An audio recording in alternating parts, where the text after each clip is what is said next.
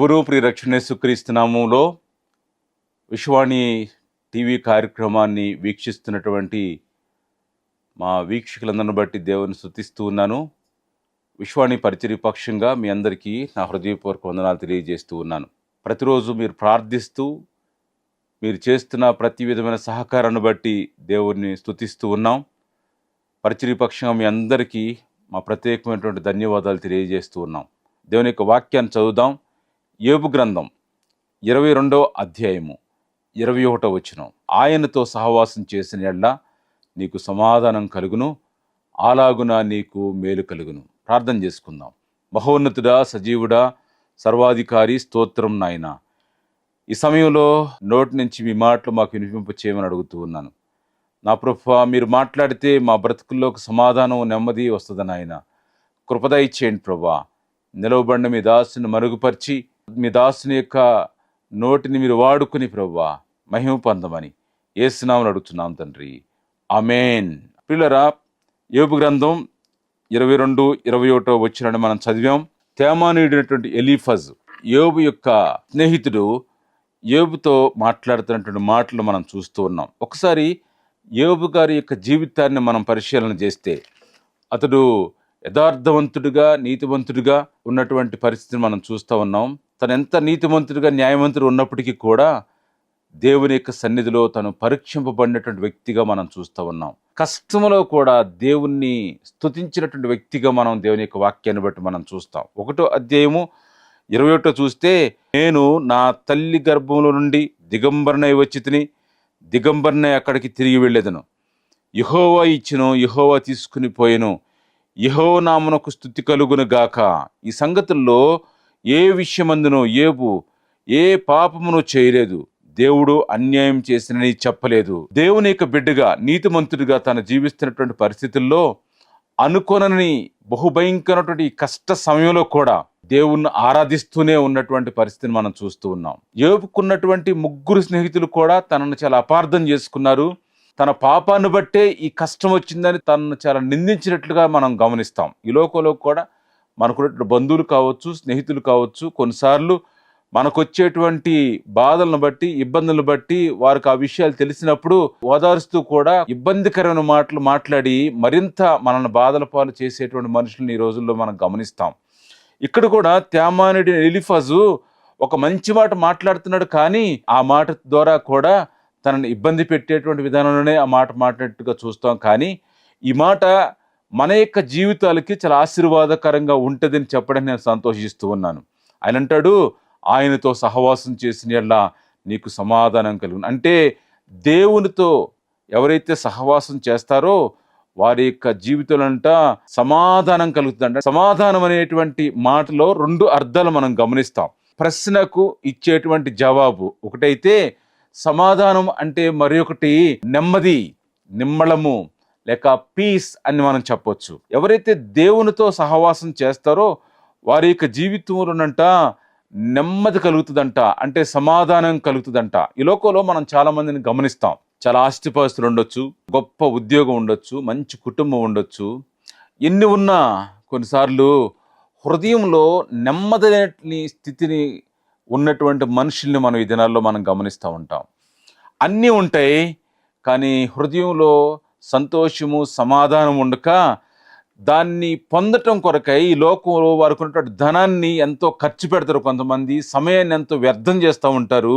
ఆ యొక్క సమాధానాన్ని, నెమ్మదిని పొందటం కొరకై అనేక మంది సినిమాల చుట్టూ, క్లబ్బుల చుట్టూ, పబ్బుల చుట్టూ తిరుగుతున్నటువంటి మనుషుల్ని మనం గమనిస్తూ ఉన్నాం. ఈ యొక్క సమాధానం లేక ఈ పీస్ అనేది మనిషికి డబ్బు ద్వారానో, ఆస్తి ద్వారానో, లేకపోతే ఒక ఉన్నతమైనటువంటి ఉద్యోగం ద్వారా వచ్చేటువంటిది కాదు. ఇది కేవలం దేవుని ద్వారా మాత్రమే మనం పొందుకోగలుగుతాం.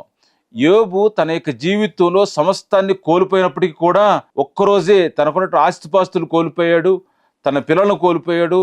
అంత ఇబ్బందికరమైన పరిస్థితుల్లో కూడా నెమ్మది కలిగి దేవుణ్ణి ఉన్నత స్థితిలో ఆరాధించగలిగాడు. మనం ఆలోచన చేద్దాం, మన యొక్క సహవాసం దేంతో ఉంటుంది? అపోస్తలుడైన పౌలు కొరింథీ సంఘానికి రాసినటువంటి మొదటి పత్రిక 15వ అధ్యాయము 33వ వచనం. దుష్ట సాంగత్యం మంచి నడవడిని చెరుపును, నీతి ప్రవర్తన గలవారై మేల్కొని పాపము చేయుకుడి అనేటువంటి మాట దేవుని యొక్క వాక్యంలో మనం చూస్తూ ఉన్నాం. నా ప్రియమైనటువంటి వాళ్ళరా, ఈ సంతోషాన్ని పొందుకోవడం కొరకై, ఈ లోకంలో ఏదో అనుభవించినటువంటి ఉద్దేశంతో చాలామంది మోసపోతున్న పరిస్థితులు మనం చూస్తూ ఉన్నాం. దుష్ట సాంగత్యంలోకి వెళ్ళిపోతున్నటువంటి మనుషులను మనం చూస్తూ ఉన్నాం. అది త్రాగుడు కావచ్చు, క్లబ్బులు పబ్బుల వైపు పరిగెట్టే విధానం కావచ్చు. దానికి కారణం ఏంటి అంటే, అక్కడికి వెళితే ఆ కొద్దిసేపైనా ఆ నెమ్మదిని అనుభవించవచ్చు అనేటువంటి విధానంలో వాళ్ళు మోసపోతున్నట్టుగా చూస్తున్నాం. అందుకే అపోస్తలుడైన పౌలు అంటున్నాడు, మోసపోకుడి, దుష్ట సాంగత్యం మంచి నడవడిని చెరుపుతుంది అనేటువంటి మాట మనం గమనిస్తూ ఉన్నాం. యెషయా గ్రంథం 32వ అధ్యాయం 17లో ఉంటుంది, నీతి సమాధానాన్ని కలగజేస్తుందని దేవుని యొక్క వాక్యం చెప్తా ఉంది. నీతిమంతుడైన యేసుక్రీస్తుతో ఎవరైతే సహవాసం చేస్తారో వారి యొక్క జీవితంలో ఆ సమాధానాన్ని పొందుతారు. దేవుడు పరలోకంలో ఉన్నాడు, మనం భూమి మీద ఉన్నాం. ఇక్కడ లోకంలో ఉన్నటువంటి స్నేహితులతోనో బంధువులతోనో ఎవ్రీడే కలుస్తాం, వాళ్ళతో సహవాసం చేస్తాం, అనుభవించగలుగుతాం. ఎక్కడో ఉన్న దేవునితో ఏ విధంగా మనం సహవాసం చేయగలుగుతాం? ఒక 3 విషయాలు మనం గమనిద్దాం. ఒకటి, దేవునితో సహవాసం చేసేటువంటి అనుభవంలో మొదటి మెట్టు ప్రార్థనా జీవితం. ఈ ప్రార్థనా జీవితంలో మొట్టమొదటి అనుభవం ఏంటి అంటే వ్యక్తిగతమైన ప్రార్థన. మార్కు సువార్త 1వ అధ్యాయం 35వ వచనం, ఆయన పెందలకడ లేచి ఇంకను చాలా చీకటి ఉండగానే బయలుదేరి అరణ్య ప్రదేశంకు వెళ్ళి అక్కడ ప్రార్థన చేయుచుండెను. యేసయ్య వ్యక్తిగత ప్రార్థన ఒక మాదిరిగా మనకు అక్కడ చూపిస్తున్నట్లుగా దేవుని యొక్క వాక్యాన్ని బట్టి మనం చూస్తాం. ఈ వ్యక్తిగత ప్రేయర్లో దేవుడు మనం తప్ప ఇంకెవరు ఉంటాకి వీల్లేదు. దేవునితో వ్యక్తిగతంగా కలిసేటువంటి సమయం ఈ యొక్క క్వైట్ టైం ప్రేయర్, వ్యక్తిగతమైన ప్రార్థన. ఈ ప్రార్థనలో మన హృదయాన్ని విప్పి మన ప్రతి బలహీనతను దేవునితో చెప్పడానికి ఒక గొప్ప అవకాశం, దేవునితోటి అన్ని నేర్చుకోవడానికి ఒక అవకాశంగా ఈ యొక్క ప్రార్థన ఉంటుంది. రెండోది కుటుంబ ప్రార్థన, కుటుంబంతో కలిసి చేసే ప్రార్థన. కుటుంబపు విషయాలన్నీ కూడా మన యొక్క పిల్లలతోటి భార్యతో పంచుకొని దేవుని దగ్గర మొర్రపెట్టేటువంటి సమయం, దేవునితో సహవాసం చేసే సమయం. మూడోది సంఘ ప్రార్థన, సంఘంతో కలిసి దేవుని యొక్క సేవకులతో కలిసి మన యొక్క ప్రతి విషయాన్ని షేర్ చేసుకుని వారితో కలిసి చేసే ప్రార్థన. ఆయనతో సహవాసం చేసే అనుభవంలో మొట్టమొదటి మెట్టు ప్రార్థనా జీవితం. రెండవది ఆయనతో సహవాసం చేసే అనుభవంలో రెండవ మెట్టు దేవుని యొక్క వాక్యాన్ని చదవడం, లేక దేవుని యొక్క వాక్యాన్ని వినడం, దేవుని యొక్క వాక్యాన్ని ధ్యానించడం. వాక్యం మనతో మాట్లాడుతుంది అంటే దేవుడు మనతో మాట్లాడుతున్నట్టు, దేవునితో ఆ ఉన్నతమైనటువంటి సహవాసాన్ని మనం అనుభవిస్తున్నట్టు. దేవునితో సహవాసం చేసేటువంటి అనుభవంలో మూడవది పరిచర్యలో పాలుపంపులు పొందటం. విశ్వాణి పరిచర్యలో అనేక మంది వాలంటీర్స్గా ఈ యొక్క పరిచర్యలో ఉంటూ దేవునితో ఉన్నతమైన సహవాసాన్ని అనుభవిస్తూ ఉన్నారు. దేవుని యొక్క సేవకులంగా మేము ఈ యొక్క సేవలో పాలుపంపులు పొందుతూ దేవునితో ప్రతిరోజు ఆ గొప్ప సహవాసాన్ని అనుభవిస్తున్నాం. ఆయనతో సహవాసం చేసిన నీకు సమాధానం కలుగును. ఆయనతో సహవాసం చేసేటువంటి అనుభవంలో ప్రార్థనా జీవితం, దేవుని యొక్క వాక్యం ధ్యానించేటువంటి అనుభవం, పరిచర్యలో పాలుపంపులు పొందేటువంటి అనుభవం, ఈ 3 విషయాల ద్వారా ఆయనతో ఆ గొప్ప అనుభవాన్ని అనుభవించగలుగుతాం.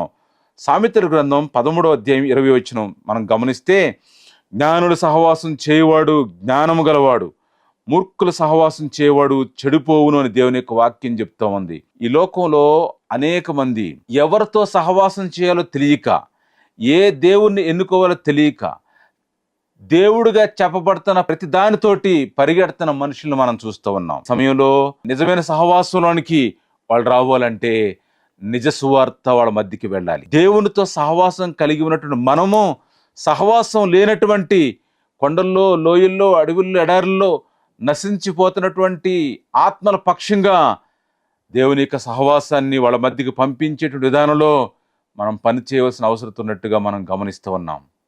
నా ప్రియమైనటువంటివారా, ఆ నిజమైన నెమ్మదిని మనం పొందుతున్న మనం ఆ నెమ్మదిని పొందలేనటువంటి వారి కొరకై మనం ఏం చేయగలుగుతున్నాం ఒకసారి మనం ఆలోచన చేసుకోవాల్సిన అవసరత. విశ్వాణి పరిచర్య కొండల్లో, లోయల్లో, అడవుల్లో, ఎడారుల్లో నెమ్మది లేక, సమాధానం లేక, వివిధ రకాలైనటువంటి మాదక ద్రవ్యాలకు అలవాటు పడి జీవితాన్ని నాశనం చేసుకుంటున్నారు, సమాధానాన్ని కోల్పోతున్నారు. వారి కొరకై దేవుని సేవకుల్ని ఆయా ప్రాంతాలకు పంపిస్తూ ఉంది. మనం పొందుకున్నటువంటి ఆ గొప్ప సమాధానం, ఆనందం అనేకులకు అందించేటువంటి విధానంలో మనవంతుగా మన యొక్క కృషిని చేద్దాం. అవకాశం ఉంటే ప్రార్థన చేద్దాం. ప్రార్థిస్తున్న మనం మనకున్నటువంటి సమయాన్ని, ధనాన్ని ఇలాంటి పరిచయంలో ఖర్చు పెడదాం. మనమన్నా వెళదాం, వెళ్ళేటువంటి సేవకులకి సపోర్టర్స్గా ఉందాం. దేవుడి మాటలు దీవించును గాక. ఆమేన్. చిన్న ప్రార్థన చేసుకుందాం.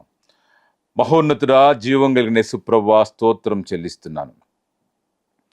ఒకప్పుడు పాపంలో, శాపంలో మేము ఉన్నప్పుడు, మా బ్రతుకుల్లో నెమ్మది లేనప్పుడు, దేవుడెవరో తెలియక తెలియని వాటి కొరకే పరిగెడుతున్నప్పుడు మీరు మమ్మల్ని కనికరించి కృప దయచేసి మీ గొప్ప సువార్తను మా కొరకు తీసుకుని వచ్చావు తండ్రి.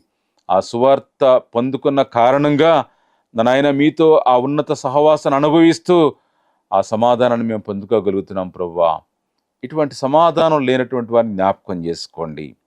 ఈ సమాధానం ఇంక అనేక మంది దగ్గరికి వెళ్ళాలి, వెళ్ళేటువంటి వారిని పంపించమని బ్రతిలాడుకుంటూ ఉన్నాను. ఇదిగో దేవా, ఈ టీవీ ప్రోగ్రాం ద్వారా వీక్షిస్తున్న వీక్షకులను బట్టి స్తుతిస్తూ ఉన్నాను. వారి కుటుంబాల్లో ఒకవేళ నెమ్మది లేకపోతే నెమ్మది దయచేయండి. వాళ్ళ యొక్క జీవితాల్లో మీతో ఉన్నతమైన సహవాసం లేకపోతే సహవాసం దయచేయండి. సహవాసాన్ని పొందుకున్న మేము అనేకులకి మీ పరిశుద్ధమైన సహవాసాన్ని అందించి తద్వారా అయా వారి యొక్క జీవితాల్లోనికి ఆ సమాధానాన్ని పంపించే వారంగా ఉంటారని కృప దయచేయండి. మహిమ పొందమని యేసు నామములో వేడుకొంచున్నాం తండ్రి. ఆమేన్. ఆమేన్.